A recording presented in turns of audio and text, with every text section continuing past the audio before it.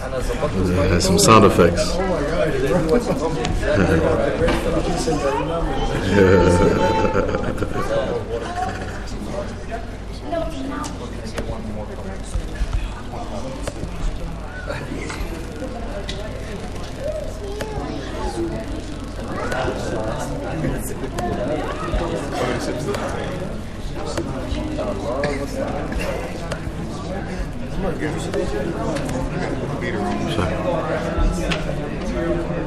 What's that app? It's that app? Nice. Try to check it out. Jazakallah khair. So check it out, inshallah. Yes. Private car. Check this one. Problem.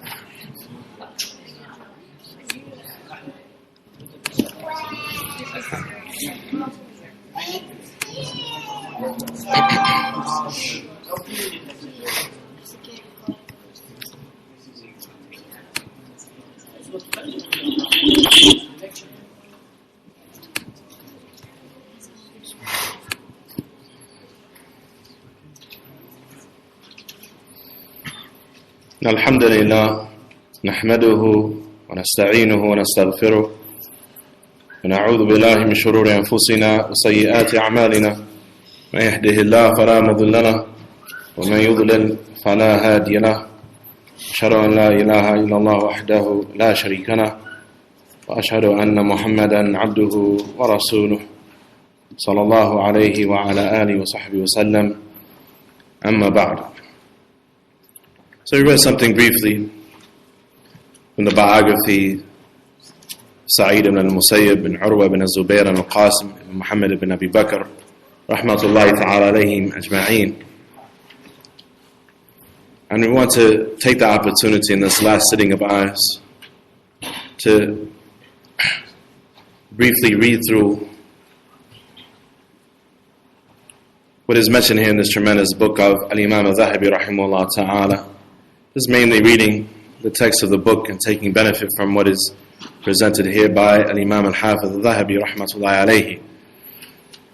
Imam al-Dhahabi said, after mentioning the knowledge being available in the city of Al-Madinah, which is where all knowledge spread from in the time of the Prophet sallallahu alaihi wasallam, during the era of the Sahaba, during the era of the Tabi'een, of the successors, such as the 7 fuqaha that we heard about, and during the era of the lesser Tabi'een, the likes of Zayd ibn Aslam, Rabi'a ibn Abdul Rahman, who was called Rabi'a al-Ra'i, and Rabi'a al-Ra'i, and they called him that because of his insight as regards the meanings of the narrations and their applicability to the situations of the people, and so on and so forth. Otherwise, the ulama at his time, they said, ما علمنا أحدا أروى لحديث رسول الله صلى الله عليه وسلم من ربيعة بن عبد الرحمن. We don't know anyone who narrated and who had more importance or more diligence in narrating the hadith of the Prophet صلى الله عليه وسلم than Rabi'a ibn Abdul Rahman. Allah subhanahu wa ta'ala have mercy upon him. Then there was Yahya ibn Sa'id al-Ansari and Abu Zinad, Abdullah ibn Dhakwan. He said, then they continued during the era of the Tabi'een, the third generation, the likes of Ubaydullah ibn Umar, ibn Abi Dhi'b, Muhammad ibn Ajlan, and Ja'far ibn Muhammad as-Sadiq, rahimahumullah jami'ah. In reality, what is mentioned here, for those that have a copy of the book by Al-Imam al-Dhahabi, rahmatullahi alayhi, about Ubaydullah ibn Umar being from the Tabi'een, then in reality is from the Tabi'een. It's from the latter Tabi'een, with the majority of the scholars, and the likewise is the case with Ja'far ibn Muhammad as-Sadiq, rahimahumullah ta'ala. And then after them was Al-Imam Malik ibn Anas, and then the reciter Nafi' and Muqri, and then Ibrahim ibn Sa'd and Sulaiman ibn Bilal and Ismail ibn Sa'd. And then he said, then the knowledge decreased substantially therein during the generation after them, and then it faded away. As-Sakhawi rahimahullah ta'ala, he said, especially when the Rafida took control over the affairs of the Haramain. Especially when the Rafida took control over the affairs of the Haramain, knowledge faded in Medina and in Mecca, because those people that hated the companions of the Nabi sallallahu alaihi wasallam and who hated the narrations and so on and so forth, they gained authority over the land. And then as regards Mecca, he said, كان العلم بها يسيرا زمن الصحابة, that there was a slight amount of knowledge therein during the era of the Sahaba, during the time of the Sahaba. There were not a lot of ulama therein. And in that statement needs to be qualified. Al-Imam Abu Hatim ibn Hibban al-Busi rahmatullahi alayhi, he named over 70 scholars from the Sahaba, over 70 of the Sahaba that took residence in Mecca. Many of them dying in Mecca. Radiyallahu anhum wa ardahum, that spread narrations of the Messenger sallallahu alayhi wa sallam therein in his book Tasmiyatu Fuqaha al-Amsar. He said, but there was a slight amount of knowledge in Mecca during the era of the Sahaba. And then at the end of the era of the Sahaba, it increased. And it continued during the days of the Tabi'een, such as Mujahid ibn Jabr, the one that they said about him, إِذَا أَتَاكُمْ تَفْسِيرٌ عَنْ مُجَاهِدْ فَحَسْبُكْ. If tafsir of the Quran comes to you from Mujahid, then that is enough for you. To understand what is meant by a particular verse. And we know that Mujahid recited the book of Allah Tabarak wa Ta'ala a number of times to Abdullah ibn Abbas, يُقِفُهُ عَلَى رَأْسِ كُلِّ آيَةٍ, stopping him at the end of each verse, asking him about the tafsir of that verse. Ata ibn Abi Rabbah, who was a freed slave from Ethiopian origin, who was the Imam of the people of Mecca after the death of Abdullah ibn Abbas radiyallahu anhuma. Ata ibn Abi Rabbah, he took the seat as regards giving fatwa in the city of Mecca. And then you had Sa'id ibn Jubair likewise, and Ibn Abi Malika, some say Mulaika. Zadahabi, he said bit-tasghir, yani Mulaika. Some they say Malika. Here I have it Malika. I'm going to change it to Mulaika. Ibn Abi Mulaika. And likewise was the case with their counterparts. Ibn Abi Mulaika, here's a statement from him. It comes in Sahih of al-Bukhari. He said, أَدْرَكْتُ 80 مِنْ أَصْحَابِ النَّبِي صلى الله عليه وسلم.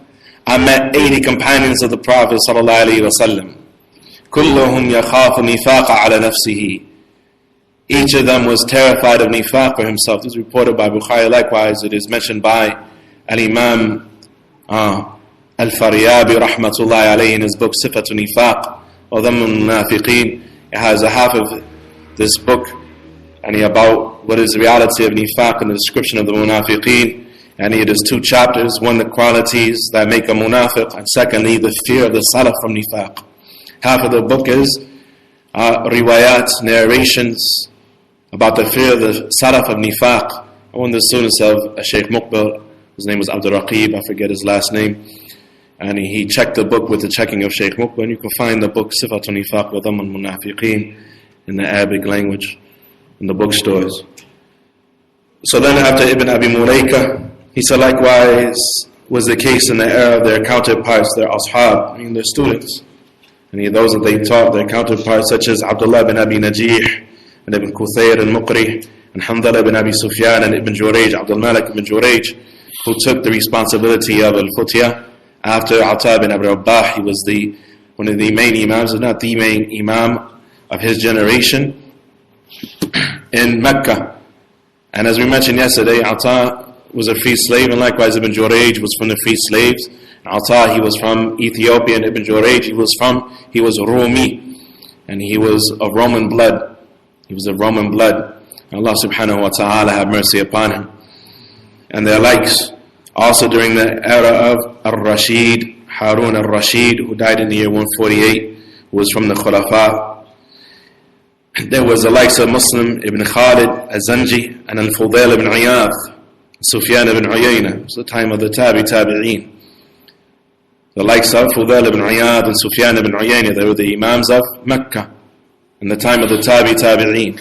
There's a well-known narration that the people mention is found in the book Siyar Alam al-Nubala about Fudail ibn Iyadh, يعني وكان سبب توبته said يعني أنه كان يعشق امرأة فبينما هو يرتقي الجدران إليه إلى آخر القصة والقصة هذا يعني في سنده كذاب فلا يصلح للاحتجاج.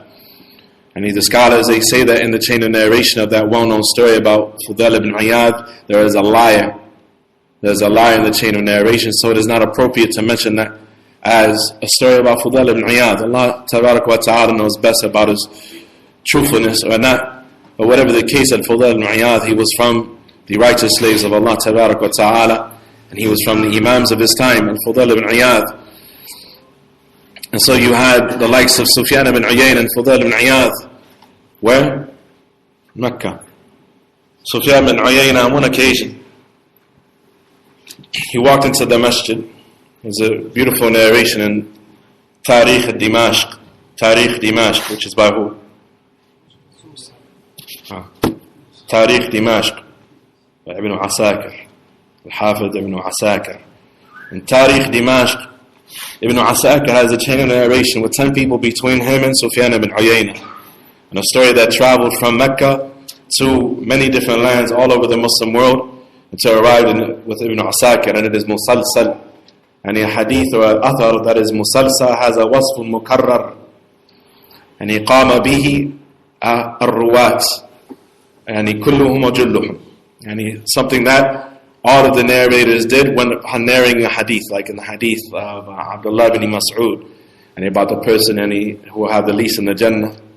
And Allah Tabarak wa Ta'ala, and when the man he said, as tastahza'u bi wa anta rabbul izzah, and do you make fun of me and you are the Lord of might? The narration said that Allah laughed. So that Allah Tabarak wa Ta'ala laughed, and so the Prophet laughed.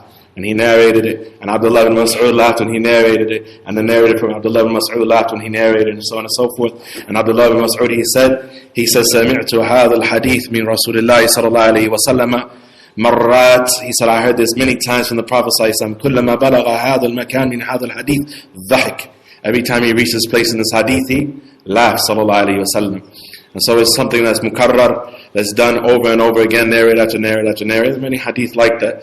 Whatever the case, this story from Sufyan ibn Uyayna, it's not a hadith, but it has a description of being musalsal, as we'll come to see.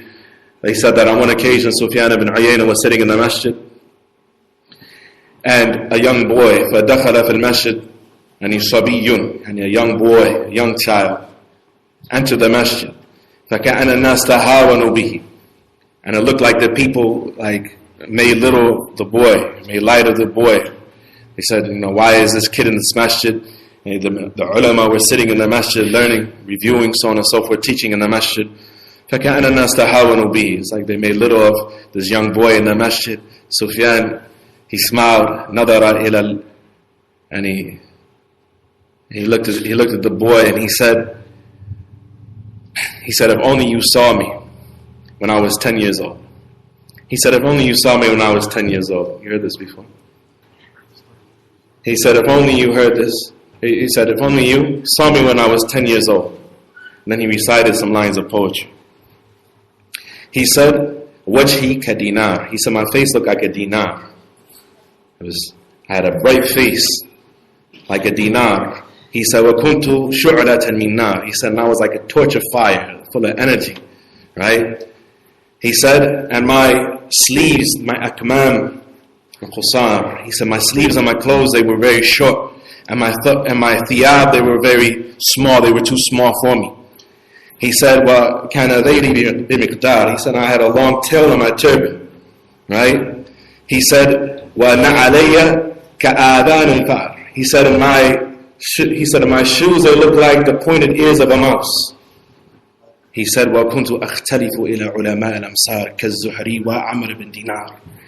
He said, and I was going back and forth to the ulama of the Amsar, like Al-Imam al-Zuhri and Amr ibn Dinar. Allahu Akbar. I was 10 years old going back. He said, وَكُنْتُ أَجْلِسُ بَيْنَهُمَا كَمِسْمَارٍ. He said, I sat between them like a nail that was stuck into the ground, like a peg in the ground. He said, and when the people, they saw me, they said, وَسِّعُوا لِلشَّيْخِ الصَّغِيرِ. He said, make room for the little shaykh. Allahu Akbar. Sufyan ibn Uyayna, he had isnadun ali. For this reason, he is athbatu nas fi Amr ibn Dinar. They said he is the person that is most authentic in reporting from Amr ibn Dinar, the great Imam, because he learned a hadith, many hadith from Amr ibn Dinar at the age of 10. At the age of 10. And he was from the Talabatul Ilm. He became the Imam of the people of Mecca. Allahu Akbar. So you had the likes of Fudail and the likes of Sufyan ibn Uyayna. Then you had Abu Abdurrahman, the Muqri, the reciter, and Al-Azraqi. Al-Azraqi is mentioned here not because he is a narrator of hadith. You don't barely find his name in the books of Tarajim, but rather he is a muwarrikh. He wrote the book that is called Tarikhu Mecca, or Tarikhu Mecca wa Ayyamuha, and the history and days of the people of Mecca, which is a book that even the Kuffar recognized to be a great historical authority. And the Mustashriqun, the Orientalists, so on and so forth, they give importance to Islamic history and the likes of this. They recognize this to be one of the oldest books of Islamic history by Al-Azraqi.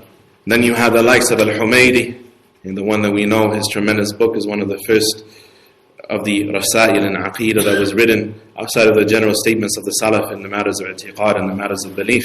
Al-Humaydi, the name of his book is Sunnah or Usul Sunnah of Al-Humaydi. And what is meant by Sunnah here? The fundamentals of the Sunnah. What is the Sunnah? I'tiqad, creed, the matter of creed. This is the fundamental, this is the core of the religion. This is the core of the religion that the entire religion is built upon. Then you have Sa'id ibn Mansur, the well-known author, and he has many books of tafsir and hadith, and so on and so forth. And then during the 3rd century, the knowledge of the two holy sanctuaries of the Haramain, Mecca and Medina, it decreased, and knowledge became abundant outside of these two cities. Allahu Akbar. So knowledge was abundant in the early generations in these two cities, and knowledge started to be lost in the early generations in these cities. And this is something that we see all throughout this book is Dhihabul Ilm, the departure of knowledge from the earth. Allah Tabarak wa Ta'ala has safeguarded the Sunnah, He has safeguarded the religion, but when the people allow their scholars to die without having learned what the scholars are teaching, then the affairs will increase and they will get worse and worse and worse. As regards the Bayt al-Maqdis, and it was stated by Al-Dhahabi that a group of the Sahaba took residence at the Bayt al-Maqdis in Jerusalem, such as Ubadat ibn Samit and Shaddad ibn Aus, radiyallahu anhuma, and knowledge didn't cease to exist therein. However, it wasn't in abundance. And there wasn't a lot of scholars of hadith at that place. And then the Christians ruled for 90 years, after which the Muslims retook it. We know the well-known narrations in our books of history when the Crusaders took Jerusalem and they shed the blood of so many Muslims that the blood of the Muslims soaked the shins of the horses of the Crusaders. It soaked the shins of the horses of the Crusaders, wallahu musta'an. And it was in that condition for 90 years under the control of the disbelievers. And then the Muslims retook it, and as you see here, was retaken by Salahuddin al-Ayyubi. It was taken by Salahuddin al-Ayyubi, rahmatullahi alayhi. And during that time, there were ulama, and there were umara, who were from the righteous, that spent their time calling the people to at-tawbah. At that time, as we'll come to see in the next section, you had the likes of the Muqaddasa, and who were the Maqdisis. Who were they? The two most known of them. Muwafaquddin, who was Ibn Qudama, and Maqdisi, and who? Abdul Ghani and Maqdisi. Right? And there were a number of them. Abdul Ghani and Maqdisi and Muwafaquddin and their family, that consisted of a number of scholars from their uncles and their near relatives and so on and so forth. They moved to Damascus. They moved to Damascus after the capture of Jerusalem. And they called the people to the Book of Allah and the Sunnah of the Prophet ﷺ. And the people came to their majalis. And what were the majalis consist of? We heard yesterday the statement of Abu Hatim or Abu Zur'a al-Razi, and he was asked about the books of Al-Harith al-Muhasibi, those books like Hidayat al-Mustarshadeen, Hidayat al-Mustarshadeen by Al-Harith al-Muhasibi. They talked about the affairs of the heart in a way that had not been mentioned by the Messenger of Allah sallallahu alaihi wasallam and the Sahaba. And the people, they said, Inna fi hadhihi al-kutub ibrah, that indeed these books, they have lessons and benefits and reminders in them, so on and so forth. And he said, whoever does not get a reminder from the book of Allah tabarak wa ta'ala, then he will not be benefited by the likes of these books. These books that are not based upon the Kitab and the Sunnah and the likes of these affairs and authentic sources. And so Abdul Ghani al-Maqdisi rahimahullah ta'ala, to call the people back to their religion, to soften their hearts, haddathana. He came with haddathana. He started to read the Sahihain, Bukhari and Muslim to the people. They would sit in the masjid in the thousands. The people would sit on a daily basis in the masjid in the area of Dimashq where they lived, and the foot of the mountain that they lived, the area that was called al-Salihiyah. And they would read the narrations of Bukhari and Muslim without any ta'liqat, no commentary, just so-and-so narrated from so-and-so, that the Messenger of Allah said this, and the Messenger of Allah said that, sallallahu alayhi wasallam, and the people would weep, and they started to return back to their religion, realizing that what had happened was a punishment from Allah subhanahu wa ta'ala. So as regard Dimashq, he said that it is a vast province. It consists of a number of land, cities, and villages. And when you see in general the cities, they would call an entire area around the city the name of the same name as the city. You had Ahwaz, which is territory. You had Dimashq, which was a territory. You had the majority of the cities, the territory of Samarkand, the territory of Ashash, the territory of this, the territory of that. And so when they say Damashq, because somebody is Dimashqiyun, doesn't mean necessarily that he lived inside of the city, but he lived in the general territory and in the surrounding area. He said it consisted of a number of lands, cities, and villages, and a number of the Sahaba took residence therein. Who spread knowledge in Dimashq? He said from them was Bilal, the mu'adhin of the Messenger of Allah sallallahu alayhi wa sallam radiyallahu anhu wa aradahu, and others. He said, and afterward during the era of Muawiyah ibn Abi Sufyan, knowledge became abundant, as well as during the era of Abdul Malik ibn Marwan ibn al-Hakam and his offspring, his sons who became the kings later. And it didn't cease to contain fuqaha and reciters and hadith narrators during the era of the tabi'een and those who succeeded them, and afterward up until the time of Abu Mushir. You find his name all throughout the Dawaween al-I'tiqad, the books of Aqeedah, the statements of Abu Mushir, the statements of a majority of these imams in defending the Sunnah and warning against the people of innovation. Abu Mushir was from the ulama of Damascus. Marwan ibn Muhammad al-Tattari and Hisham ibn Ammar al-Sulami and Duhaym bin al-Yatim and Sulaiman ibn bint Shurahbil, and continuing afterwards until their counterparts, and then their era, it was the Dar of Quran and Hadith and Fiqh. And it was a land that from the early days up until more recent times, and it was from the strongholds of knowledge. It was from the strongholds of knowledge. وَالْآنُ وَاللَّهُ الْمُسْتَعَانُ. And as for now, Allahu Musta'an. Allahu Musta'an. May Allah Tabarak wa Ta'ala and He protect the Muslims from the two most dangerous groups that the Muslims have ever witnessed, who are the Rafidah and the Khawarij. And they are nothing but two hatchlings spawned from the same monster.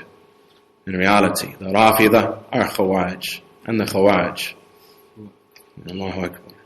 And you see what is occurring in the lands of Islam, and then this is something that we see as we read through the book of Al-Dhahabi here, and that the common thread of what caused knowledge to decrease is three things, and they are directly connected to each other.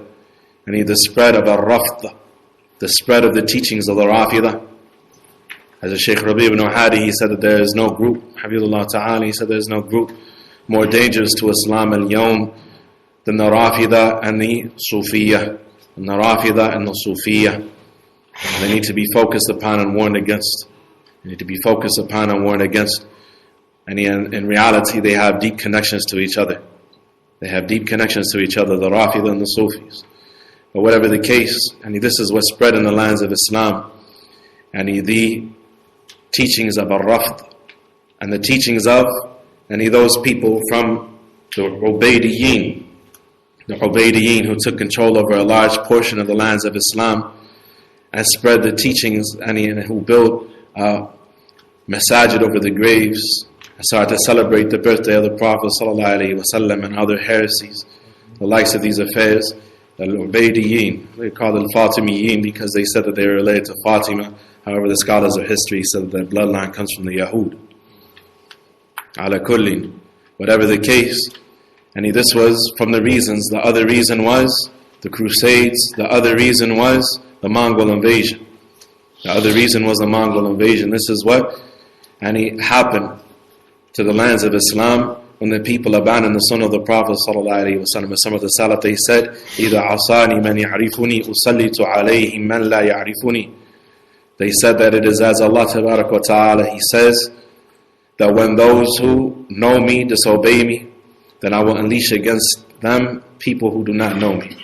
And I will unleash against them a godless people, and people who don't know Allah Tabarak wa Ta'ala. Whatever the case, he said this was the situation, and in the 4th and 5th century, knowledge decreased therein, and it increased again thereafter, especially during the rulership of Nuruddin az-Zanki. Allahu Akbar. If you don't know about Nuruddin az-Zanki, do yourself a favor and find out about Nuruddin az-Zanki. He was from the Muluk as-Salihin. He was praised by the scholars in his generation to the point that some of the scholars of history, they said that they looked at all of the history of pre-Islam and Islamic civilization, pre-Islamic civilization and Islamic civilization, and they couldn't find anyone after the Khulafa al-Rashideen that had the mannerisms and the righteousness of Nuruddin az-Zanki. Nuruddin az-Zanki. Nuruddin az-Zanki, he took back more than 60 cities from the Crusaders. As the ruler in his time, he took back more than 60 cities from the Crusaders. May Allah have mercy upon him. He said in the days of its Muhaddith ibn Asakir and the Muqaddasa, and who are the Maqdisis that we mentioned, who transferred to the foot of the city, and it was an area called Qasiyun, and it was a Jabal, and a mountain called Qasiyun, and the area was called Salihiyah. You see some of the scholars, they are called Salihi, and Fulan Salihi, and they're from that area at the outskirts of Damascus.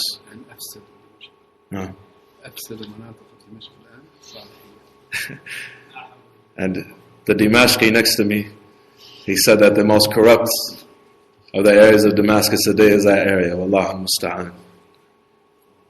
Whatever the case, he said then it was found in abundance by way of who? Shaykh al-Islam ibn Taymiyyah rahimahullah ta'ala, and the great Imam al-Hafiz al-Mizzi rahmatullahi ta'ala alayhi, and their students. And to Allah Tabarak wa Ta'ala belongs all the praise. And this was the time of the Dhahabi that he is speaking about, and right around that time, al-Mizzi al-Muzani, yani واحد آخر. Then you have Egypt.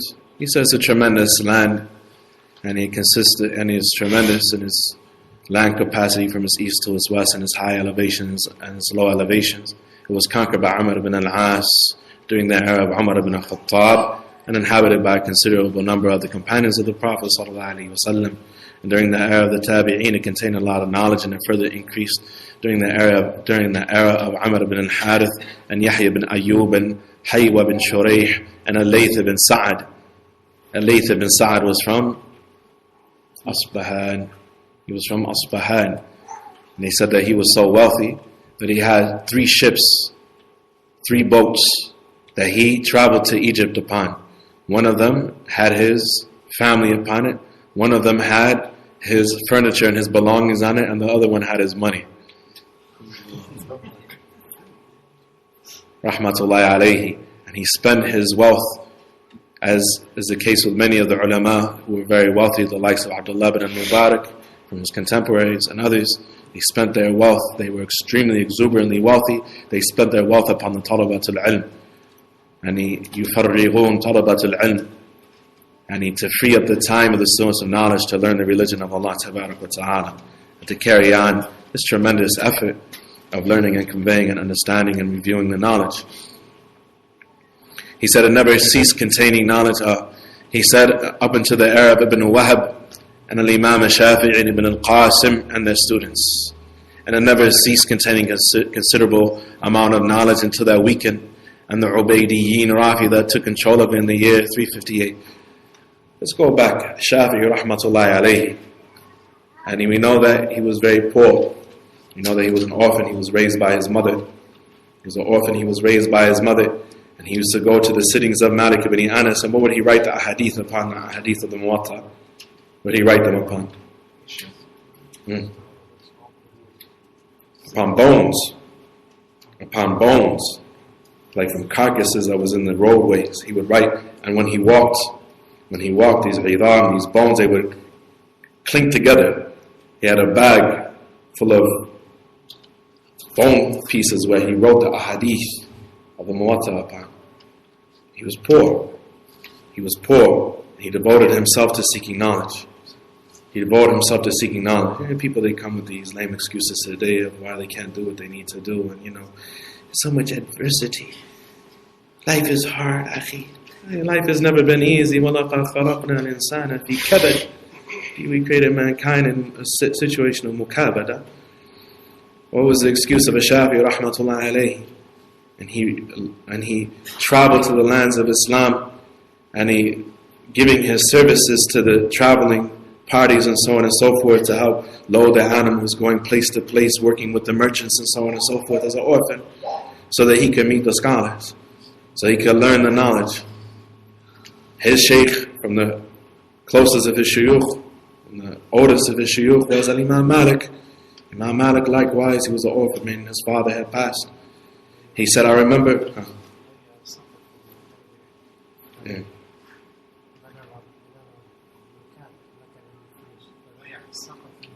Yeah.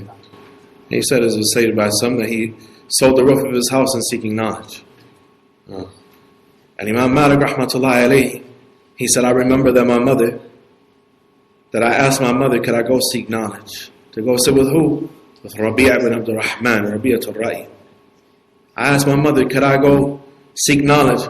And she said, Ta'al hatta ulbisuka, until hatta ulbisuka yani libas al-ilm. She said, come until I put the clothing of the student of knowledge upon you. So she used to tie my imamah for me. And she used to put me in clothes that were mushammara, and they were rolled up because they were too long for me. And my clothes would be rolled up. Right? She would tie my turban. She said, you have to dress like a person of knowledge if you're going to go sit in the sittings with the scholars. This was Imam Malik. His mother, her name was Al-Aliyah bint Shuraik. Al-Aliyah bint Shuraik. And she used to say, go to Rabi'a wa ta'alla min adabihi qabla an tata'alla min ilmihi. Go to Rabi'a and learn from his manners before learning from his knowledge. Learn how to act, learn some manners. Before learning knowledge, learn how to behave, learn how to have righteousness, so on and so forth. Al-Rabi'a, Ibn Abdul Rahman, and there's a number of chains of narration reported by Al-Hafidh al-Mizzi in his book, Tahdhib al-Kamal, about Al-Rabi' ibn Abdul Rahman, where they said that Al-Rabi', that his father's name was Farooq. His father's name was Farooq. Farooq. And then he would go, and his father left while his mother was pregnant with him. And he came back 27 years later. He went out for jihad. He went out with the Muslim army. And he left 30,000 dinars with his mother.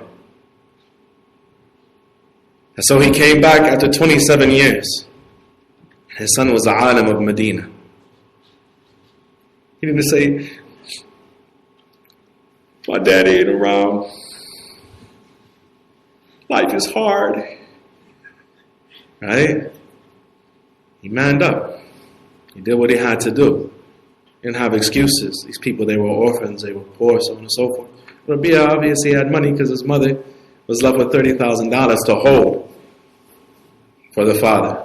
Dinar, 30,000, they didn't have dollars back then. Something like that. It's akthar than $30,000. It's a lot of money, right? So she used some ma'arith when he came back, as we'll come to see. When she was asked what happened to the money. So he comes back after 27 years as a grown man in his house. So he thinks that there's this grown man with his wife. He didn't know that he had impregnated his wife, that his wife was pregnant when he left. There's this almost 30-year-old man in his wife's house. So he tries to walk in the front door. Rabi'a snatches him up. Right? He snatches him up. And he said, "You're trying to enter upon my woman folk?" He said, "You're in the home of my." He said, "You're in my home with my wife." And so they started to tussle in the front yard of the house, and they were pulverizing each other in the front yard. And Rabi'a got on top of him, was holding him down. He said, "La atrukuka illa inda sultan." He said, "I'm not going to let you go until we get to the sultan." Right? So the mother came out. All the neighbors were there. The people had calmed down because Malik ibn Anas, who was a student, when he came, the people had that type of tabjiyah, a type of ihtiram for Malik. He was probably in his late teens at that time. And when they saw Malik, they stopped fighting. Everybody got quiet. All the neighbors were like, "Oh, Malik is here." Right? And so he said, "I'm not going to leave you until we get to the ruler. I'm not going to leave you until we get to the ruler." Then the mother came out. She said, "This is my husband, and this is my son. This is my husband, and this is my son." And so they cried and they hugged it out. And so he wanted to ask her about his 30,000 dirham, dinar. Right? He wanted to ask her about his 30,000 dinar. And so she said, "As for the money, it's buried." This is from Ma'arid, and you say things that can mean different things. I mean, that money's gone, Jack. You know, more money. You're going to go for 27 years, you're going to come around that. Right? Brothers can be like that, I guess, right? Where's my money at? You know, if the guy was still alive in that, right? I just show up after 27 years talking about where's my money. Right? She said, "The money's buried." She says, "Why don't you wash up and go pray in the Prophet's masjid, sallallahu alaihi wasallam, in Medina?" So he washes up, he goes to the masjid of the Prophet sallallahu alaihi wasallam. He sees his son sitting in a sitting with an entourage larger than the Khalifa.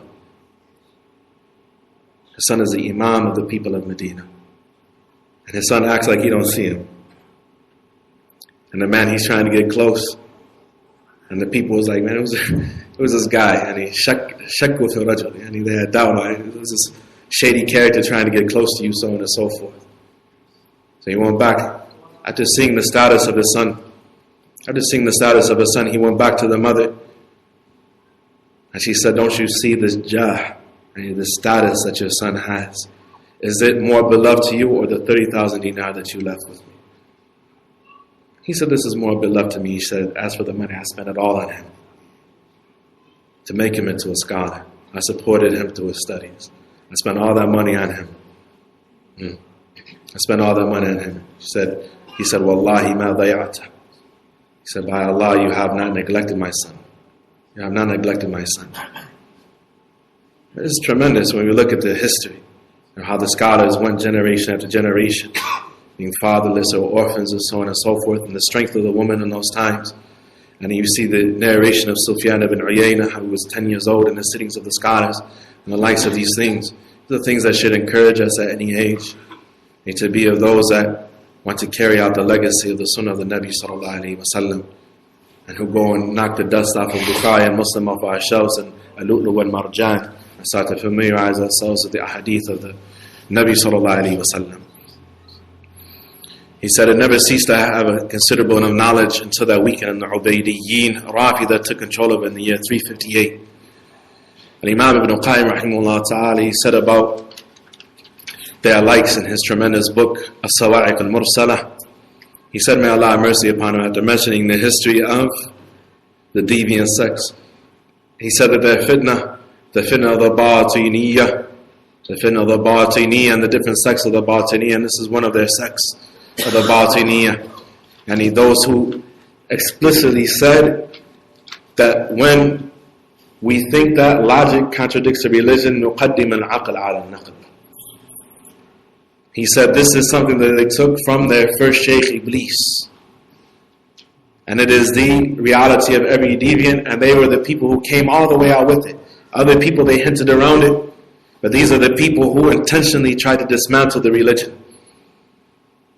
Ibn al-Alqami, when he sold out as the wazir in Baghdad, when he sold out the Muslims, and he wrote to Hurabu telling him where all the storehouses were and all the weakness in the walls and so on and so forth were, and exactly, and all the information that the Mongols needed to invade Baghdad because of his hiqd, because of his spite against the people of the Sunnah.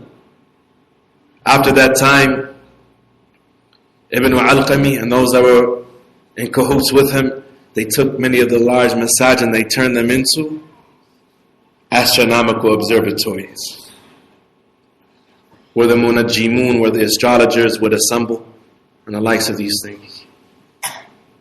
And they gave precedence to what they believed was science and so on and so forth over the religion, and they tried to dismantle Islam, affair belief after affair belief, and say there's a hidden meaning to the Quran.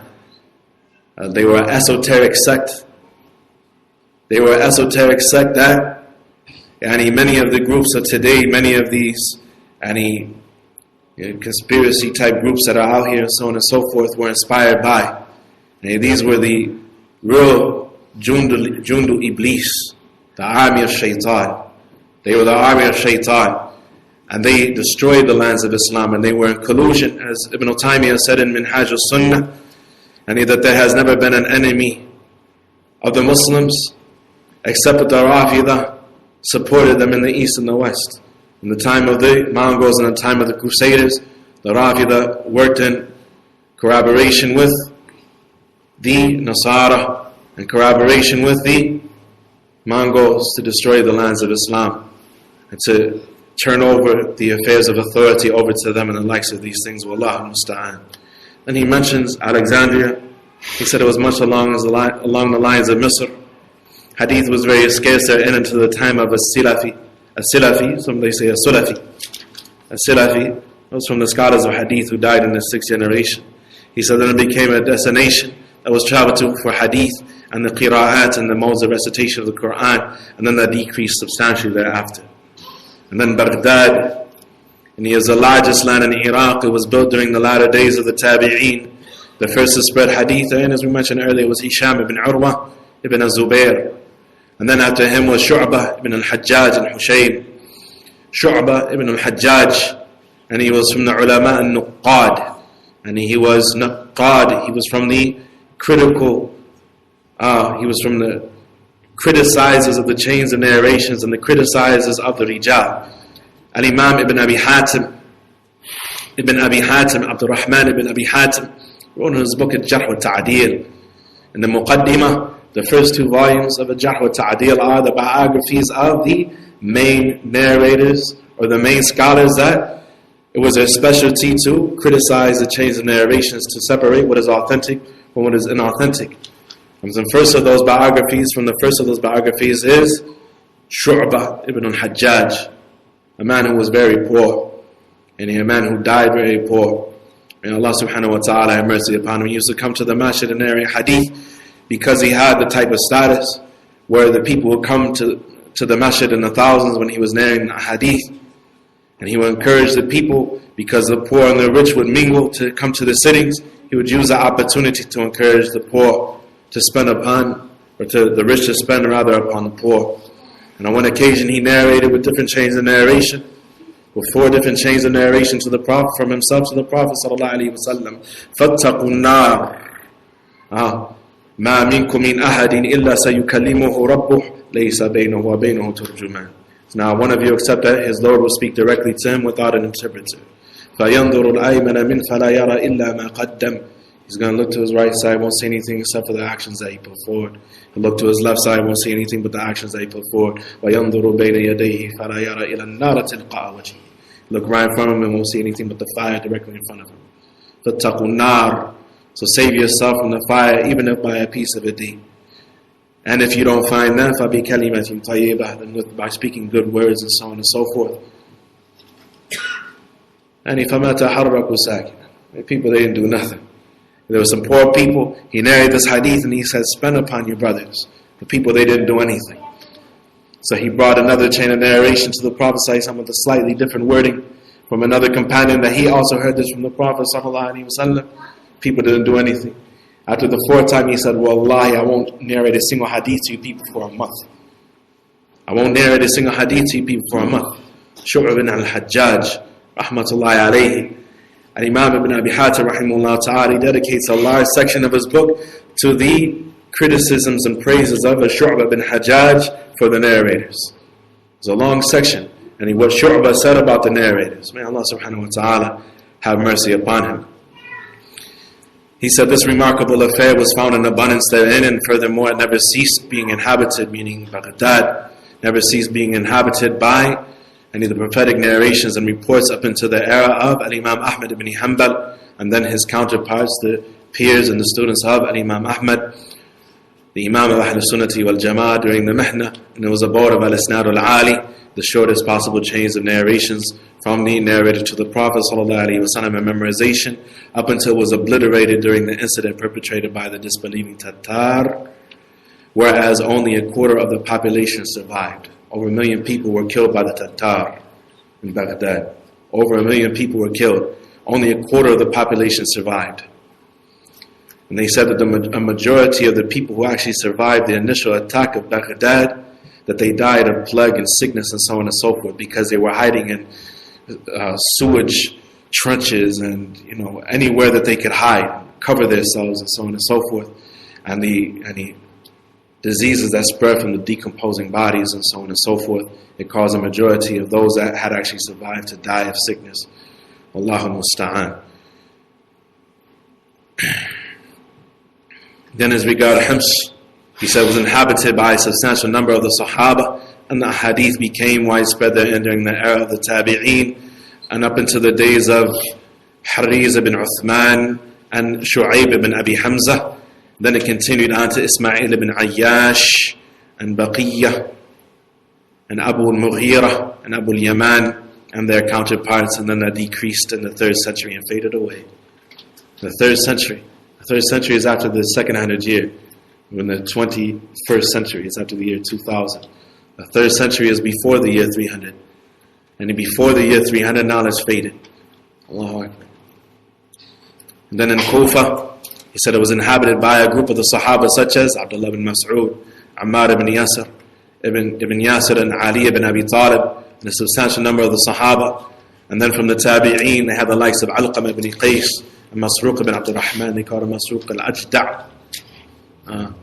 Masruq ibn Abdul Rahman and Abida and Al-Aswad ibn Qais and Al-Sha'abi and Ibrahim al-Nakha'i and Al-Hakim ibn Utayba and Hammad and Abu Ishaq and Mansur ibn Mu'tamar and Al-A'mash and Hammad ibn Abi Sulaiman, I believe he means. Al-A'mash, and then their counterparts. Otherwise, Sulaiman, ibn Abi Sulaiman. Otherwise, the other two Hammads, they were in Basra. Hammad ibn Salama and Hammad ibn Zayd. Hammad ibn Salama and Hammad ibn Zayd were the next town up. Kufa and Basra, they were military encampments. And when the Muslims were at war with Persia, and they built cities where the Muslims could bring their wives and children and so on and so forth while they were in the service of the military and so on and so forth. And that's where Kufa and Basra came from. They originally were military encampments. They were from the Thughur. And later they became from the lands of Islam. He said knowledge never ceased being readily available therein, continuing up until the time of the Imam ibn Uqda, and then it decreased little by little and faded away, and today it is Dar al-Rawafid. It is the abode of the Rafid. Allahu musta'an. Yeah. As regards al-Basra, it was inhabited by Abu Musa al-Ash'ari and Imran ibn Hussein and Abdullah ibn Abbas, who was the Amir, he was the Wali, rather, he was the governor over al-Basra, and a number of the Sahaba.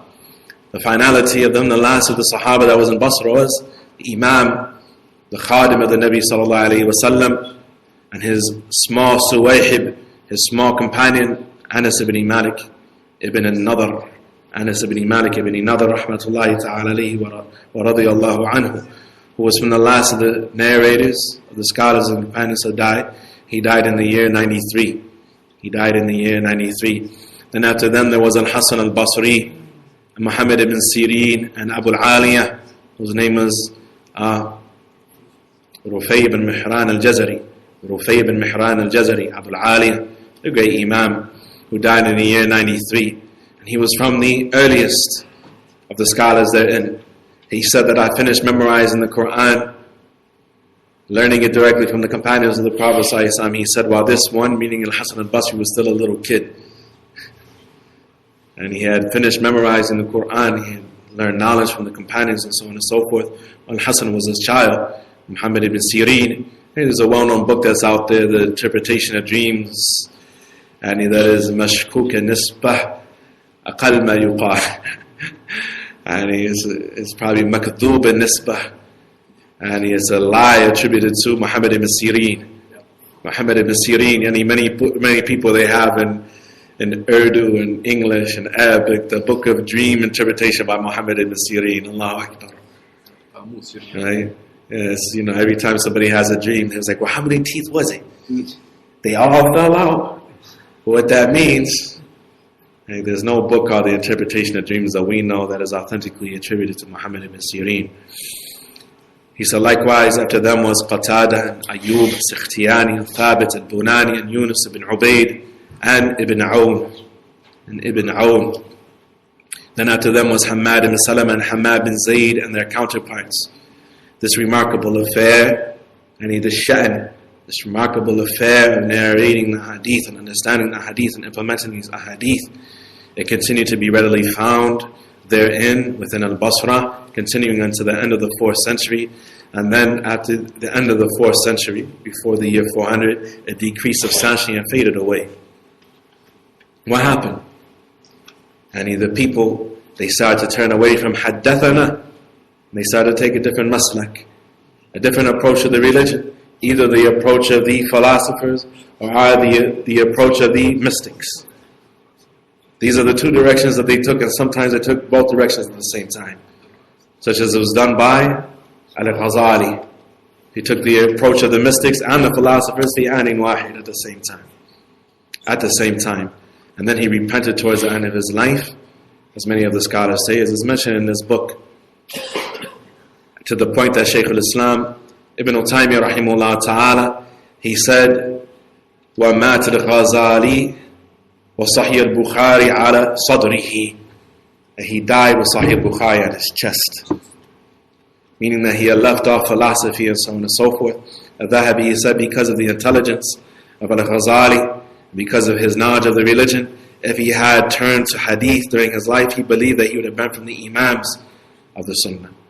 He would have been from the imams, from the revivers of Islam and so on and so forth. However, he died before he did that, towards the end of his life, after refuting the innovators, after refuting many of the philosophers and so on and so forth. As the Shaykh al-Albani rahimahullah ta'ala, he said, and he took some very, very slow steps towards the sunnah, and then he repented from a number of affairs, and a number of affairs he didn't repent from. And we ask and we hope that Allah Tabarak wa Ta'ala accepts his repentance and forgives him. But whatever the case, and this is what happened in the lands of Islam. When it came to akhlaq, the people, they went into the books of the Greeks and the Romans, and they started to intersperse them with narration, so on and so forth. But they were huttab al-layl. They were people that were they were searching for firewood at night. They didn't know how to distinguish between what was usable and unusable, what was authentic, what is unauthentic. The hatib al-layl, the person who gets firewood at night, and he's going to pick up a snake, he's going to pick up some dung, he's going to pick up a bone, he's going to bring it all back, he's going to make his fire, and it's going to smell awful. And it's going to kick a bunch of smoke out and so on and so forth. They call him hatib al-layl. They said the person who doesn't know what a hadith are authentic from a hadith are inauthentic, so on and so forth, is like that. That's what we find out those who wrote about character. and those that wrote about Aqeedah, and those that wrote about a number of affairs in Islam in the latter generations, that they had a lot of dakhan, they had a lot of taint to their knowledge, the ways of the previous nations, the understandings of the previous nations, the deviations of the previous nations, found their way into the Ummah of Muhammad sallallahu alayhi wa ala alihi wa sallam. Why? It started with ashabul ra'i. It started with the people of opinions. That's why the Imams of the Sunni were so strong against the people of opinions. Because one of the things that the people of opinions like to do, even though they were people of fiqh and so on and so forth, even though many of them were in the fold of Ahl Sunnah and weren't known for being ascribed to the deviant sects and so on and so forth, they like to argue with everybody. Right? And so they would sit in many of the lands, especially in the east, in Khurasan, and in the land that is called Bilad Ma Wara al-Nahr, the land behind the Jayhun River. Right? You have two rivers called the Jayhun and the Sayhun. And over in that direction you have Samarkand, you have Bukhara, you have Ashash, and you have Tirmidh. 4 centers of ahadith. Right? And in Bukhara, or in Khurasan, you have cities like Nisabur, like Ar-Ray, where the Raziyain came from, like in Marw, where those people that are called Marwazi, like Abdullah bin al-Mubarak came from, and so on and so forth. They had a lot of people from previous religions, from any Buddhist or fire worshippers or people that were plain atheists. And they would sit, the Ashab al-Ra'i would sit in the masjid debating with them. It was like a pastime. They would sit in the courtyard, not the masjid, in the courtyard of the masjid, and they would just have interfaith dialogue, arguing. Not what Allah said, not what the Prophet said, just kalam, rhetoric. And it caused some of them to deviate. And that's what happened to Jahm ibn Safwan. He was debating with some atheists, and they stumped him. And he abandoned his salah for 40 days. Because why? He was in shock about his Islam. You see some people today, they're on the internet, right? And the anonymity is a terrible thing for some people, right? Anonymity, right? Nobody knows who you are. You live in the fantasy, virtual reality of the internet, right? And so you're debating with the Rafida, you're debating with the Khawarij, you're debating with the Jews, you're debating with the Christians, you're debating with the atheists, you're on MSNBC, you're at CNN debating with the kuffar about everything, all in sundry. Some people, they spend all their time doing this. And at the end of the day, what they get except a shak. They open up their heart just to pour out, for confusion to pour into their heart and so on and so forth. This is one of the things that transpired. And the beliefs of some of the previous nations crept their way into Islam. And some of those people feigned Islam, pretended Islam, or may have even been Muslim, but started to bring some of their beliefs into the religion and try to find the justification in the Quran or the Sunnah for their innovations and the likes of these things. And the people, they started to give very little importance to the ahadith of the Prophet sallallahu alaihi wasallam from the east to the west, and they all turned to kalam. إِلَّا مَا رَحِمَ رَبُّكَ, except for those that Allah tabarak wa ta'ala spared. He said, and so at that time it faded away. Al-Yemen, you had Mu'adh ibn Jabal from the Sahaba. He entered it along with Abu Musa al-Ash'ari, and they were from the Tihama, which is the northeastern part of Yemen, area of Yemen. It's where Abu Musa was originally from. The Imams of the Tabi'een emerged from it and scattered throughout the earth. And the majority of the Imams of the Tabi'een, they didn't remain there. Many of them were in Mecca, like Tawus and others. Like Tawus and his son Abdullah bin Tawus, as we'll come to see. He said a group of the Tabi'een were there, such as Wahb ibn Munabbih. It is a tremendous letter, or advice rather. It's an advice that was given by Wahb ibn Munabbih to a man who was a wealthy merchant, that the Khawarij tried to recruit. The Khawarij tried to recruit this man to spend upon them and so on and so forth, to fund their terrorism and so on and so forth. And it's translated to English, and you should look for it and find it. And you find it on many of the Salafi websites. And by Allah, if you were to read that statement of Wahb ibn Munabbih and his advice to this man about the doubts of the Khawarij, it applies 100% to these groups today, the likes of ISIS and so on and so forth, and the shubuhat that they come with, that are awha min bayti ankabut, are weaker than a spider's web in reality. But a person who is ignorant, or a person who was a fasiq, so on and so forth. It's ajib that you find the majority of the people perpetuating or perpetrating terrorist acts, so on and so forth, acting like they're the vanguards of Islam. And 3 years ago they were drug dealers or drug users, or they were dating, or so on and so forth, and then they became multazimun. They became multazimun. They grew out not a whole beard, but kind of a beard. They put a thobe on, they started to look a certain way, so on and so forth, and they got draped. Then they got draped, they got confused. Now they're taking pictures next to decapitated corpses, talking about there's nothing more delightful in the world than killing the murtadun. Allahu Akbar.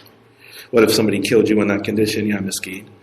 Just 3 years ago, you find a person who wasn't praying, he was dating women, he was committing zina, he was doing all these things, so on and so forth, that if these Khawarij that he's with today were to see him doing, they would have cut off his head and kicked it like a soccer ball.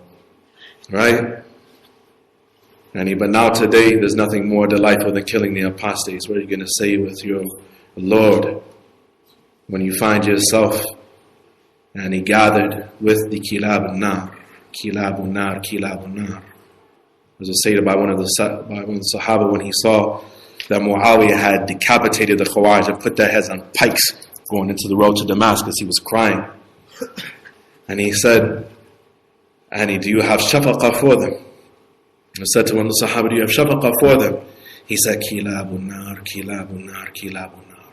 He said, they are the dogs of the fire, they're the dogs of the fire, they're the dogs of the fire. It was one of the tabi'een. His brother was with the Khawarij and he was killed. And he saw in a dream that his brother came to him as a black dog in a dream. He said, what happened to you? He said, I was transformed into what you see. I'm from the dogs of the fire. كما ثبت عن النبي صلى الله عليه وسلم. And so when we hear that these are the Imams of the Salaf, and we look, what was their advice? What was their advice in the most tremendous of affairs, the core of the religion, so on and so forth? What was their methodology? What was their approach as regards the religion? We advise you to read the advice of Wahb ibn Munabbih. The person says, well, I don't have the doubts of the Khawarij. We say, well, you may encounter somebody who has those doubts, who comes to you istinsahan, wanting sincerely some advice or needing sincerely some advice. And you may be able to direct them in the right way and so on and so forth. He said, then after them, after Wahb ibn Munabbih and his brother Hammam, and in the one of the nusakh and one of the copies it said Qudama, was also from the brothers of Wahb ibn Munabbih. Maybe he wasn't from the Imams. Whatever the case, and he Tawus ibn Kaysan, and his son Abdullah bin Tawus, and then Ma'mar, and then his ashab, his students, his counterparts, his peers, so on and so forth. You have Abdul Razak as-Sana'ani and his counterparts, and then after them, the chain of narration was non-existent there. Another thing that happened in the lands of Islam is that instead of busying themselves with the ahadith of the Prophet ﷺ and the people, they fell into at-taqlid wal-a'ama, it's a blind following of the Imams. And so they went into the books of fiqh, so on and so forth, and they took the books of fiqh like awam al-askariyah. They were military orders, right? You have the books of al-furu' al-fiqhiyah, and they're written tasheelan li talabat al-ilm, to make it easy for the students of knowledge to understand the issues of fiqh, so on and so forth. But some people, they took those things, many people, they took those things almost like military orders, instead of knowing the evidences for them and so on and so forth. And they didn't busy themselves with the narrations of the Prophet ﷺ. And then he goes mentioning Al-Andalus, Allahu Akbar. Al-Andalus. He said it contains such cities such as Al-Qurtuba, Ishbiliyah, Ornata, Balancia. And it was conquered during the days of Al-Walid ibn Abdul Malik, and knowledge was taken to it. However, it became prominently known for knowledge and hadith during the 3rd century by way of Ibn Habib. Ibn Habib, many of the scholars said it was weak in hadith. However, he made an effort in reviving the hadith in that land. And Yahya ibn Yahya al-Qurtubi, rahmatullahi alayhi, who was from the Imams of Hadith and their counterparts. And then after them there was Baqi ibn Makhlad and Muhammad ibn Waddah, who has a book about Al-Bid'ah wal-Hawadith. Ibn Waddah, and he wrote a tremendous book about innovation and newly invented affairs. He said, and then there emerged from it the likes of Al-Imam Al-Hafiz, Abu Umar ibn Abdul Barr, Al-Qurtubi, Al-Andalusi, a great Imam. If the only inspiration a person has to learn the Arabic language is to read a book like Al-Istidhkar, or a book like Jami'u Bayan Al-Ilm Fadlihi, and a collection of statements as regards Al-Ilm Fadlihi, 2 volumes about the virtues of knowledge and the benefits of knowledge, and so on and so forth, full of the statements of the Salaf by Imam Ibn Abdul Barr, or the book At-Tamheed, or other books that were written by the great Imam Ibn Abdul Barr. And it would be enough of an incentive. These great Imams, they left behind a legacy of knowledge. Allah subhanahu wa ta'ala knows that they have a right upon us, that we make dua for them, for ar-rahmah wal-maghfirah, that Allah has mercy upon them and forgives them, rahimahumullahu jami'an.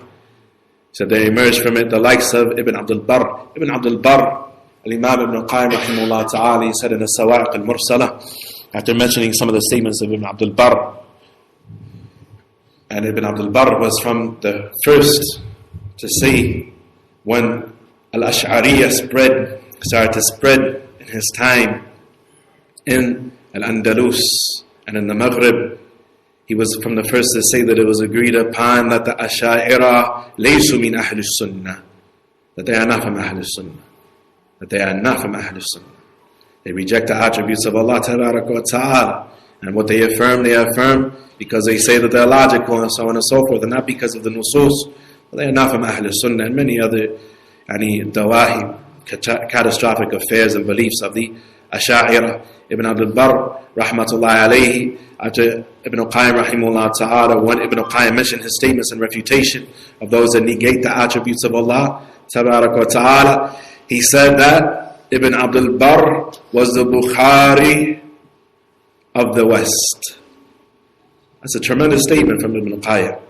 Ibn Abdul Barr was the Bukhari of the Muslim West, meaning of the area of modern-day Spain, Portugal, and the Maghrib, and so on and so forth. And then the great Imam Abu Amr al-Dani, who has an Aqeedah that has been explained by some of the Mashaykh, and a book of Aqeedah has been explained by some of the Mashaykh, and a number of very important books. And then you have the likes of Ibn Hazm al-Dhahiri, and who, as regards many issues of creed, and he had some errors, so on and so forth, but in the matters of fiqh, and he had great benefits that he left for the Ummah of Muhammad sallallahu alayhi wa sallam. May Allah have mercy upon him. Likewise was the case with Abu Walid al-Baji, Abu Sulaiman, or Sulaiman rather, Ibn Khalf al-Baji, Abu Walid Sulaiman ibn Khalf al-Baji, has a tremendous book that is called Al-Nasiha al-Walidiyyah, a fatherly advice that he gave to his 2 sons close to the time of his death.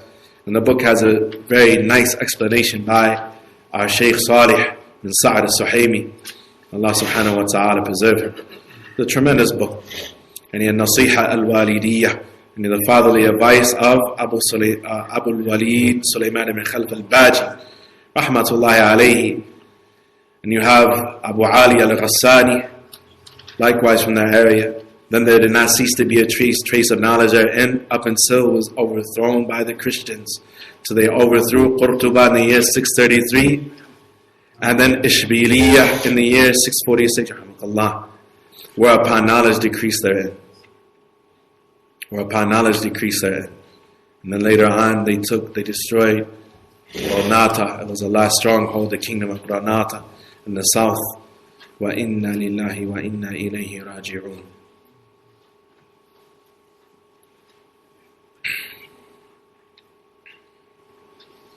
As you see, we're about halfway done.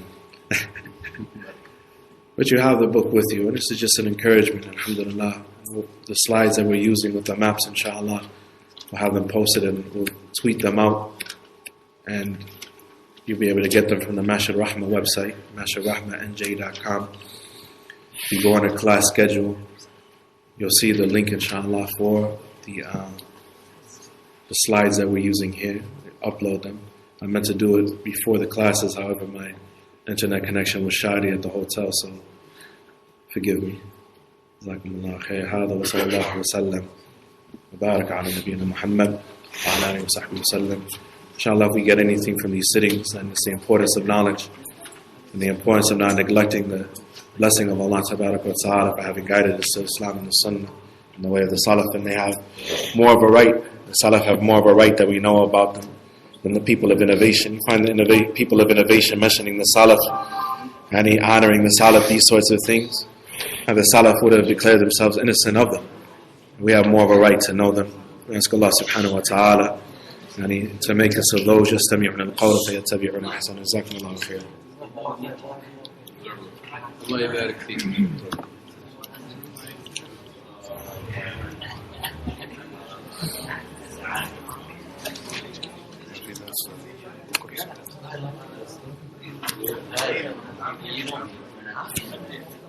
في درس بكرة. Inshallah, there's inshallah, we had, if anybody had heard, I was kind of like mutaraddid about, hesitant about whether or not we'd have a class or not tomorrow between Maghrib and Isha. You see my feet, they're kicked up. I'm in chill mode right now, so I'm going to rest tomorrow, inshallah, and enjoy the city. Inshallah, we see you brothers around. So there's no class tomorrow. No class tomorrow. No class. No class.